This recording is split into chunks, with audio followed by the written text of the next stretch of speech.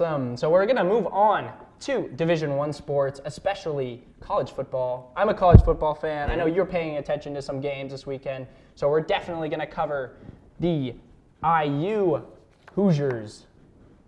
And IU, they had a great game on Sunday against Michigan State. Michigan State comes in 5-5 on the year, and IU had an absolutely awesome game. They're up in East Lansing, and Dexter Williams, big story from this one. He was able to have pretty good day, especially on the ground for the Hoosiers. 16 carries for 86 yards and a touchdown for Williams III.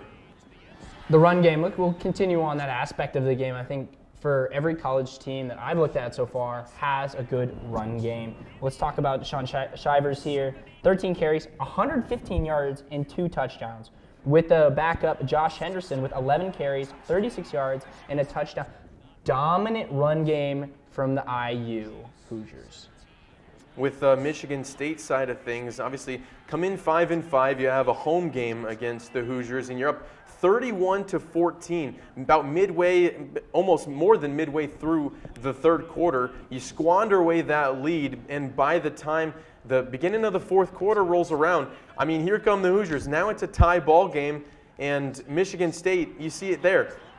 A missed field goal right at the end of the game. They were going to come away with a win. It's a short field goal, and they weren't able to capitalize on it. Speaking of which, their rival school, actually, Purdue, played as well this weekend. Let's take a look at those highlights.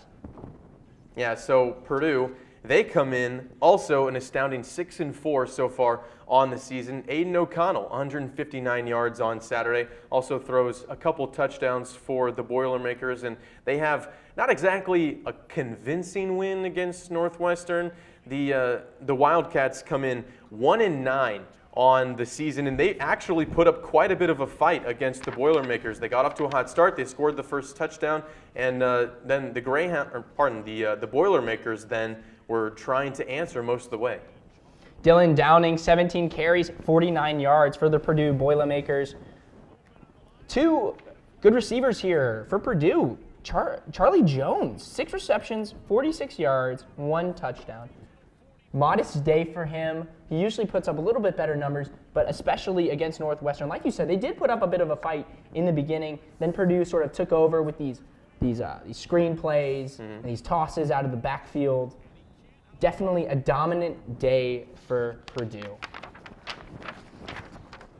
As Purdue moves on their season, rivalry week is next week. They will visit the IU Hoosiers in the Old Bull, the IU and Purdue game. So it's gonna be really fun to watch. I'm really looking forward to this one. Definitely, it's gonna be a good place to go and sit down, especially with your friends, and take a look. I mean, definitely I got 2 friends. One's an IU fan, one's a Purdue fan. Definitely going to watch with both of them, see who celebrates, see who cries. We're going to move on to Notre Dame as our final game that we're going to look at in the college area this week.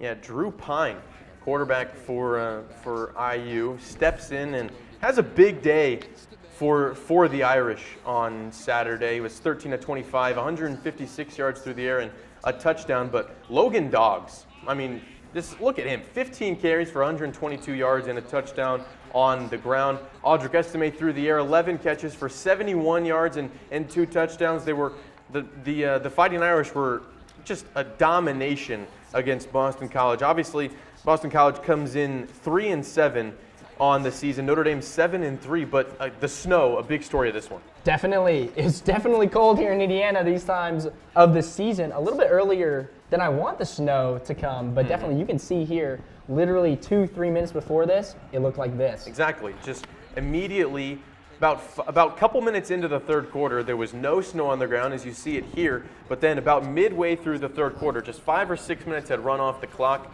and immediately inches of snow had fallen. The entire field covered up there in South Bend. But Notre Dame never really looked back. They come away with a 44-0 win over Boston College.